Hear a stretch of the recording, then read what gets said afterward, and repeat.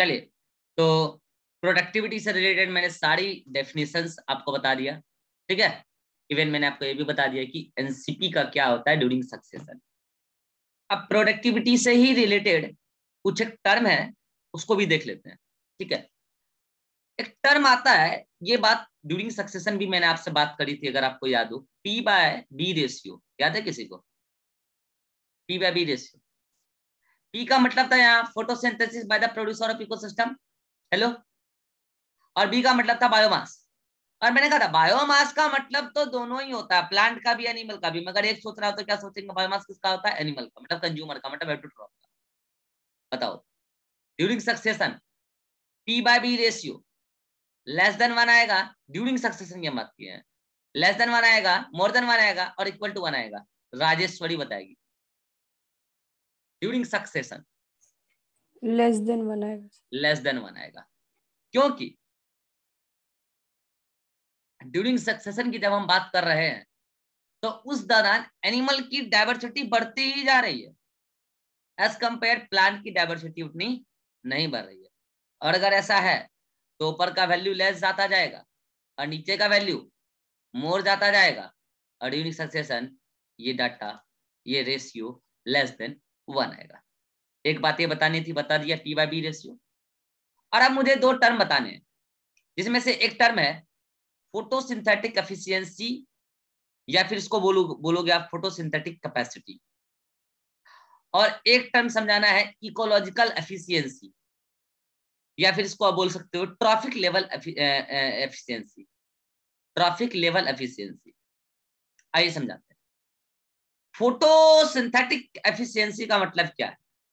इसका मतलब ये है कि सोलर लाइट का कितना फ्रैक्शन, आप जिस पर्टिकुलर इकोसिस्टम की स्टडी कर रहे हो वहां का प्रोड्यूसर ने सोलर लाइट का कितना फ्रैक्शन केमिकल एनर्जी में कन्वर्ट कर पाया।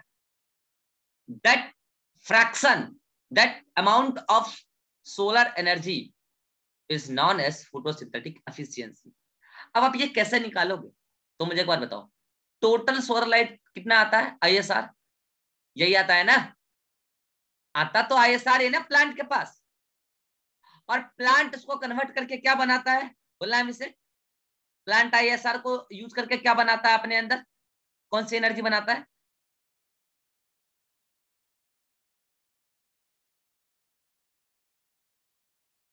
हैं? तुम्हारा ध्यान ही नहीं आया, पिछले तो तुमसे पूछ रहे हैं। सर जीपीपी, जीपीपी इंटू 100, यही है फोटोसिंथेटिक एफिशिएंसी। सिर्फ अब मतलब समझो ना इसका, सोलर लाइट का कितना फ्रैक्शन केमिकल एनर्जी में कन्वर्ट हो पाया।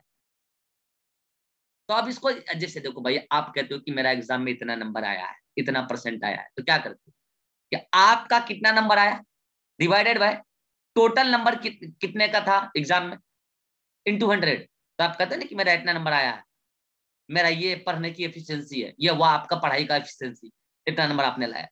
तो मैं कह रहा हूँ कि इकोसिस्टम का प्रोड्यूसर का फोटोसिंथेटिक एफिशिएंसी क्या है? तो कितना बनाया? तो बनाया जीपीपी। तो कितना एनर्जी उसको मिला था? तो एनर्जी तो आईएसआर मिला था, इंटू 100। तो ये क्या हो गया? Photosynthetic efficiency. अच्छा, अपने वाले एग्जांपल में अगर निकालोगे तो क्या डाटा क्या पुट करोगे बताओ? अपने वाले एग्जांपल में जीपीपी 100 था, है? अच्छा, इंसिडेंट सोलर रेडिएशन आप 400 से 700 के बीच में कोई भी डाटा ले सकते हो। मान लो कि अगर आपने 400 लिया इंटू 100, ये चटक पुटक गए 25 आया। 25 कैसे आया भाई? आपके नोट्स में जो एग्जांपल लिया गया है उसमें 2.5% आया है, ठीक है। अच्छा, वहां पे शायद इसको कन्वर्ट किया है किसी दूसरे यूनिट में। आप देख लेना एग्जाम्पल, तो मतलब कि ये 2.5% आपके नोट्स में आया है, ठीक है। एग्जाम्पल तो आप कोई सा भी पुट करोगे तो वो अलग अलग डाटा आएगा। आपको मैं फॉर्मूला समझाना चाह रहा हूँ, ठीक है। आप फॉर्मूला समझ लो, एग्जाम्पल कोई सा भी आप पुट कर सकते हो, ठीक है। आप देख लेना, GPP divided by ISR into 100, ठीक है। देन अब आते हैं इकोलॉजिकल एफिशिएंसी या ट्रॉफिक लेवल एफिशिएंसी। इसका फिर वही सिंपल मीनिंग समझिए, एक ट्रॉफिक लेवल से नेक्स्ट ट्रॉफिक लेवल पर कितना परसेंट एनर्जी जा रही है, वही इकोलॉजिकल एफिशिएंसी है, वही trophic level efficiency. For example कि T1 से T2 पर कितना परसेंट एनर्जी जा रही है, यही इकोलॉजिकल एफिशिएंसी है या यही ट्रॉफिक लेवल एफिशिएंसी है। अपने वाले नोट्स वाले एग्जांपल में देख लेना, यहाँ T1 पे थी 100 मगर यहाँ गई 10, तो इसका फ्रैक्शन, अच्छा इसका फ्रैक्शन कैसे निकालोगे, इकोलॉजिकल एफिशिएंसी कैसे निकालोगे कि T2 पे कितनी गई। तो अपने एग्जांपल में T2 पे कौन है, हेर्बिवोर है, तो उसके पास GSP गई, और किसका गई, गई किसका, तो NPP का ना गई, इंटू 100, ये क्या हो जाएगा, इकोलॉजिकल एफिशिएंसी। एक ट्रॉफिक लेवल से नेक्स्ट ट्रॉफिक लेवल पर जो पर्टिकुलर अमाउंट ऑफ एनर्जी गई, वही क्या है, इकोलॉजिकल एफिशिएंसी है।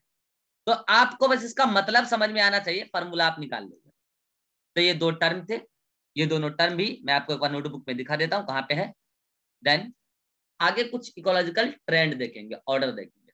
तो ये बातें आपको कहां मिलेगी, यहां मिलेगी, देख लो। जीपीपी अपॉन ISR इंटू 100, ठीक है। It is fraction of light energy converted to chemical energy during photosynthesis in plants, या एल्गी भी प्रोड्यूसर है। Then ecological efficiency, it is efficiency with which energy is transferred from one trophic level to next trophic level. Formula क्या हो जाएगा, GSP upon GPP। अरे एक minute रुक जाओ, यहाँ मैंने NPP लिखा, एक मिनट रुक जाओ भाई, नहीं NPP यानी होगा, यहाँ GPP होगा। क्यों होगा, तो बता रहा हूं भाई, एक ट्रॉपिक लेवल से नेक्स्ट ट्रॉपिक लेवल पर जो एनर्जी गई है, तो एनर्जी तो GPP का ना जाती है, टोटल टोटल क्या है, देखो मैं कह रहा हूं कि 100 बनी, तो 100 में से जो बनी वही T1 पे टोटल बनी कितना, GPP या NPP, बनी तो GPP ना, उसमें से गया है। हाँ वो अलग बात है कि इसी बीच में आप एक डेफिनेशन NPP भी निकाल लेते हो, गया किस में से है, गया है एक्चुअल में GPP में से। हाँ ये अलग बात है कि उसमें से 90% लॉस हुआ और 10% जा सकता है, तो जो पूरा जा सकता है वो NPP कहला रहा है, जो जब पूरा जा सकता है, लेकिन पूरा तो जाता नहीं है। मान लो आइडियली पूरा चला भी गया, तो गया किस में से, वो गया एक्चुअली GPP में से। प्लांट ने T1 पे बना क्या है, T1 पे बना है GPP, बचा जाने के लिए NPP। तो बच्चे यहाँ पे कंफ्यूज, देखो जैसे मैंने भी अभी यहाँ पे हर बार में लिख दिया कि NPP नहीं, NPP नहीं लिखोगे। जब भी आप फ्रैक्शन निकालते हो NPP नहीं लिखते हो, क्योंकि T1 पे बना क्या है, आपको ये सोचना। तो T1 पे बना है GPP, तो आप ये फॉर्मूला यहाँ पे देख लो कि GSP अपॉन GPP इंटू 100, ठीक है। अपने एग्जाम्पल में देख लो जो भी आया है, ठीक है। तो ये बातें हो गई, ये 2-3 टर्म थे, ये डायरेक्ट एग्जाम में आ जाता है, ये मैंने बताया। नाउ अब मैं प्रोडक्टिविटी में आपको प्रोडक्टिविटी का ट्रेंड बताता हूँ कि कहां पे प्रोडक्टिविटी सबसे ज्यादा है। कुछ नहीं लिखूंगा, सिंपली बता देता हूँ, सुना ध्यान से। सबसे ज्यादा प्रोडक्टिविटी आप भी जानते हो कहां है, तो ट्रॉपिकल रेन फॉरेस्ट में। सबसे ज्यादा कहां है प्रोडक्टिविटी, ट्रॉपिकल रेन फॉरेस्ट। मगर ये तो ट्रस्टियल इकोसिस्टम है ना, ये तो ट्रस्टियल इकोसिस्टम है। अच्छा अगर मैं एक्वेटिक इकोसिस्टम की बात करूं तो सबसे ज्यादा प्रोडक्टिविटी कहां है, कोरल रीफ। कोरल रीफ क्या होता है, पहले भी बात हो चुकी है, फिर बता देता हूं। क्या है ना कि समंदर में सिलेंट्रेटा के मरने के बाद उसके जो बॉडी में कैल्शियम कार्बोनेट के कवच होते हैं, कवरिंग होते हैं, उनका ढेर लगता चला गया है।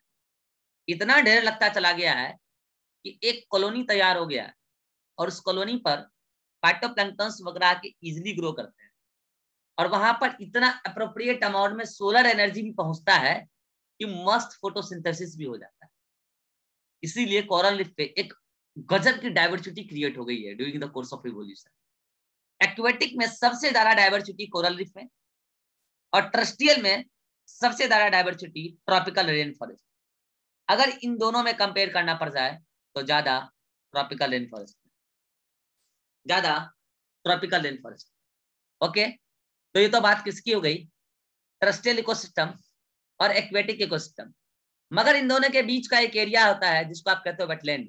हेलो, जिसको आप मैंग्रोव कहते हो, मैंग्रोव वेटलैंड, बात हो चुकी है पहले।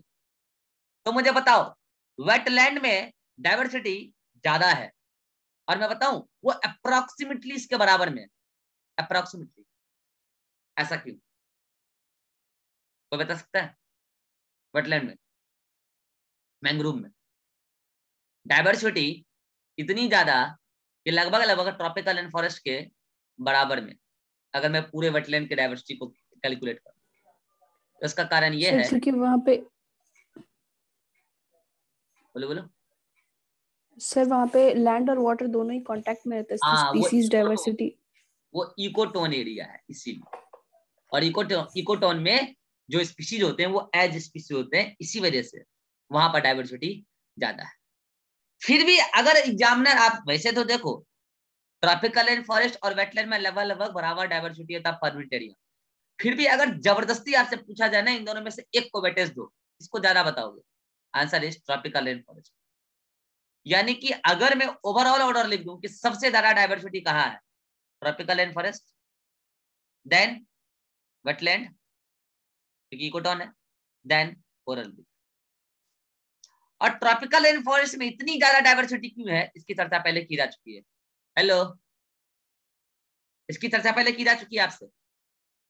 तो ये तो वह ओवरऑल प्रोडक्टिविटी ट्रेंड, जहां डाइवर्सिटी ज्यादा वहां प्रोडक्टिविटी ज्यादा, क्योंकि प्लांट स्पीसीज ज्यादा तो प्रोडक्टिविटी ज्यादा, प्राइमरी प्रोडक्टिविटी ज्यादा। अब प्लांट स्पीसीज ज्यादा तो फिर एनिमल भी ज्यादा, तो एनिमल प्रोडक्टिविटी भी ज्यादा।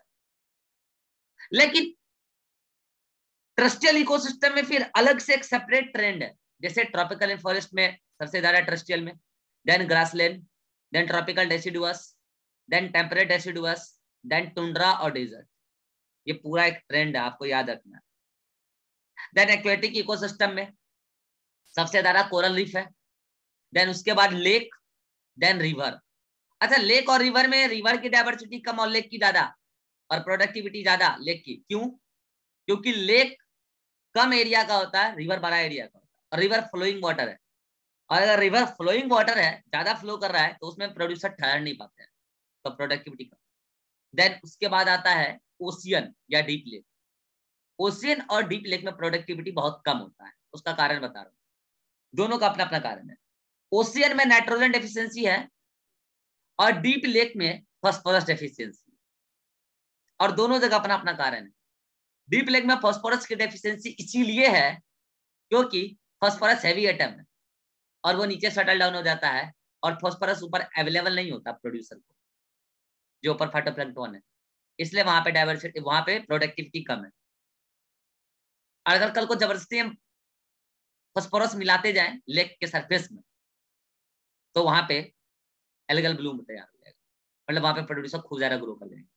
लेकिन ऐसा कभी कभी ही होगा, आप मिलाओगे तब, या कहीं से सडनली इंपोर्ट हो गया तब। अदरवाइज डीप लेक में सरफेस पर फास्फोरस की कमी होती है, क्योंकि सारे फास्फोरस नीचे सेटल डाउन हो जाते हैं ड्यू टू हैवी एटम, तो उसमें प्रोडक्टिविटी कम है। अच्छा, ओशियन में क्यों कम है नाइट्रोजन? नाइट्रोजन कम होने की वजह से प्रोडक्टिविटी बहुत कम है उसमें। कारण क्या है? कारण ये है कि ओशियन एक्वेटिक इकोसिस्टम है, और बहुत बड़ा एक्वेटिक इकोसिस्टम, वहां पे नाइट्रोजन फिक्सिंग बैक्टीरिया या माइक्रोब सर्वाइव नहीं कर पा रहे हैं, इसी वजह से वहां पे नाइट्रोजन की डेफिशिएंसी। क्योंकि वहां पे मिट्टी भी है तो बहुत एकदम इतनी गहराइयों में है कि वहां पे नाइट्रोजन फिक्सिंग बैक्टीरिया वगैरह नहीं रह पा रहे। दूसरा, हाइपर सलाइन वाटर है, तो वहां पे nitrogen fixing bacteria, nitrogen fixing microbes के कमी होने की वजह से नाइट्रोजन के कंटेंट की कमी है, और इस वजह से ओशियन और डीप लेक दोनों की प्रोडक्टिविटी एक्वेटिक इकोसिस्टम के मामले में सबसे कम, और टेरेस्ट्रियल में सबसे कम कहाँ है? डिजर्ट में या टुंड्रा में।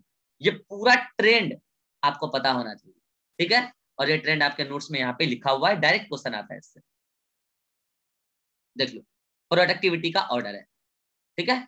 तो अगर सेपरेटली मैं आपसे लैंड पर बात करूं तो ट्रॉपिकल रेन फॉरेस्ट में सबसे ज्यादा, then grassland, then tropical deciduous, then temperate deciduous, then coniferous, then desert और टुंड्रा, ठीक है?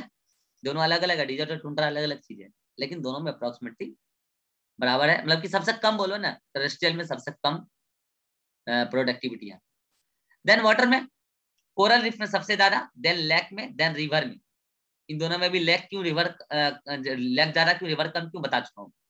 देन ओशियन और डीप लेक। ओशियन में कम होने का कारण क्या है, नाइट्रोजन डेफिशिएंसी, और डीप लेक में कम प्रोडक्टिविटी होने का कारण क्या है, फॉस्फोरस डेफिशिएंसी। ठीक है, आपको मैं ट्रिक भी बता देता हूँ। ओशियन में एन आता है तो नाइट्रोजन डेफिशिएंसी, और डीप लेक में डी आता है तो फॉस्फोरस डेफिशिएंसी। और उसका मैं आपको कारण भी दिया हूँ, ऐसे उलूल पुलू बात नहीं कर रहा हूँ मैं, उसका कारण भी दे चुका हूँ। ठीक है, आप चाहें तो अपने भाषा में यहाँ पे लिख लेना, nitrogen deficiency due to absence of nitrogen fixing microbes, और phosphorus deficiency at surface of lake due to heavy atom phosphorus. ठीक है, तो ओशियन और डीप लेक में सनलाइट भले ही कितनी भी अच्छी पहुंच रही हो, लेकिन वहां पे नाइट्रोजन और फॉस्फोरस की कमी होने की वजह से सबसे कम प्रोडक्टिविटी। ठीक है, देन ओवरऑल ऑर्डर आपके सामने है, ये है, और ओवरऑल ऑर्डर ये है आपके सामने। ठीक है, और आपको पता है कि इस कदर आप देख पा रहे हैं कि टेरेस्ट्रियल, और मैं अगर एक्वेटिक इकोसिस्टम का प्रोडक्टिविटी की कंपैरिजन करूं तो टेरेस्ट्रियल में ज्यादा है और एक्वेटिक में कम है। और यही तो कारण है कि एक डाटा अपने पास याद करो, पहले भी आ चुका है, इस अर्थ पर 170 बिलियन टन। अच्छा एक बार बताओ कि मैं जो ये बोलता हूं कि 170 बिलियन टन प्रोडक्टिविटी है, तो ये जो मैं बायोमास बता रहा हूँ, बायोमास का फॉर्म में बता रहा हूँ ना, प्रोडक्टिविटी यहाँ पे 170 बिलियन टन, तो बायोमास के फॉर्म में बता रहा हूँ, ये ड्राई वेट है, ये बात तो सच है। तो ये प्रोडक्टिविटी कौन सा प्रोडक्टिविटी है, gross primary productivity, net primary productivity, net secondary productivity क्या है? Answer is net primary productivity का डाटा आपको बताया जाता है। या फिर आप ये सब भी जो कंपैरिजन कर रहे हो ना, ये सब कंपैरिजन नेट प्राइमरी। देखो जब भी आप कंपैरिजन कर रहे होते हो कहाँ की प्रोडक्टिविटी ज्यादा है कम, तब आप नेट प्राइमरी प्रोडक्टिविटी को का डाटा यूज में। लेकिन जब भी आप कोई पर्टिकुलर परसेंटेज वगैरह निकाल रहे हो तो किसी भी पर्टिकुलर इकोसिस्टम का कोई पर्टिकुलर फ्रैक्शन निकाल रहे होते हो, तो वहां टोटालिटी में से देखते हो। टोटालिटी में से देखने के लिए आप जीपीपी को यूज करते हो, ना कि एनपीपी को। कितने लोग समझ पाए मेरी बात? इस बात को लेकर कंफ्यूज नहीं होना, इसलिए फिर से कह रहा हूँ कि ये जो आप 170 बिलियन टन पर ईयर बताते हो, ये basically NPP of whole earth है। और आपको पता होगा इसमें से 115 बिलियन टेरेस्ट्रियल इकोसिस्टम में और 55 बिलियन एक्वेटिक इकोसिस्टम में। जबकि आप देखो अप्रोक्सीमेटली 70% एरिया तो कौन है, एक्वेटिक इकोसिस्टम, और 30% एरिया ही कौन है, 30% एरिया ही कौन है, टेरेस्ट्रियल इकोसिस्टम। फिर भी प्रोडक्टिविटी ज्यादा। तो अब आप कहोगे कि एक्वेटिक इकोसिस्टम में प्रोडक्टिविटी कम होने के कई कारण हैं। 3 कारण आप पहले देख चुके हो कि वहां पर माइक्रोफाइट्स रहते हैं जिसका बायोमास कम है और उसका फोटोसिंथेटिक एफिशिएंसी कम है। 3 कारण हुआ। आज आप 2 कारण और देखिए। एक कारण तो क्या देखो, नाइट्रोजन डेफिशिएंसी है, दूसरा फास्फोरस डेफिशिएंसी है। और इन सभी कारणों की वजह से ओवरऑल एक्वेटिक इकोसिस्टम का प्रोडक्टिविटी कम है। पूरे अर्थ का 70% एरिया है एक्वेटिक इकोसिस्टम, मगर कोई बता सकता है पूरे अर्थ के प्रोडक्टिविटी का कितना परसेंट प्रोडक्टिविटी एक्वेटिक इकोसिस्टम देता है? आप कैलकुलेट करना, 170 का अप्रोक्सीमेटली 32% होता है 55। और पता है ये डाटा एक बार एम्स में आ गया, ये स्टेटमेंट आया था। क्या स्टेटमेंट आया था, सुना ध्यान से। स्टेटमेंट आया था कि अप्रोक्सीमेटली ऐसे था स्टेटमेंट कि aquatic ecosystem is about 70% area of whole earth, even they provide only 32% productivity of whole earth. और लाइन को सही और गलत बताना था, मतलब कि असर्जन में था, फिर रीजन में कुछ और था। तो मुझे बताओ कि ये स्टेटमेंट सही है कि गलत है? अभी जो मैंने बोला फिर से बोल रहा हूँ कि aquatic ecosystem is approximately 70% area of total earth and they provide only 32 approximately only 32% productivity of whole earth। Line सही है या गलत? तो ये लाइन सही है। सही है। वो वहां पे 55 डायरेक्ट आपको परसेंटेज निकाल के दे दिया। अच्छा तो क्या आप ऐसे 170 का परसेंटेज निकाल लोगे कि 115 कितना परसेंट होता है? अभिषेक बताना जरा, रुक जाओ अभिषेक बताना जरा। सर क्या? ये 115 साउंड कट 170 का गया। कितना परसेंट है? अब देखो लड़का कैलकुलेटर निकाल रहा है। रैब हॉट सुगले, अगर यहाँ 32% है तो माइनस करोगे तो उधर 68% नहीं आएगा। बारे बहादुर, वाह। मैथ लिया अलग से, मैथ तो कुछ नहीं करता है, कैलकुलेट कर रहा है। देखो कैलकुलेटर निकाल, भैया यहाँ 32% है तो इधर 68% नहीं बता दोगे डायरेक्ट? कितना बड़ा वाला है देखो। तो ये परसेंटेज आप चाहो तो लिख सकते हो, ये 32% अप्रोक्सीमेटली, ये 68%, अदरवाइज एग्जाम में चाहो तो निकाल लेना। This is all about productivity. आसान टॉपिक था, एक बार आप नोट्स रीड करोगे तो सारी बातें क्लियर होगी। चलिए, अगर यहां तक में आप में से किसी को कोई भी डाउट है तो आप पूछ सकते हैं। अभिषेक कोई डाउट है? No sir. Atiq? No sir. Rajesh? No sir. Riva? No sir. Vivek? No sir. चलिए, तो अब होमवर्क ले लीजिए और नेक्स्ट क्लास में आपका इकोसिस्टम समाप्त हो जाएगा। होमवर्क पेज नंबर 242 से पेज नंबर 243, यहाँ पे हेडिंग नंबर 14.2 से प्रोडक्टिविटी लिखा होगा, वहां से यहाँ पर हेडिंग नंबर 14.3 के ऊपर तक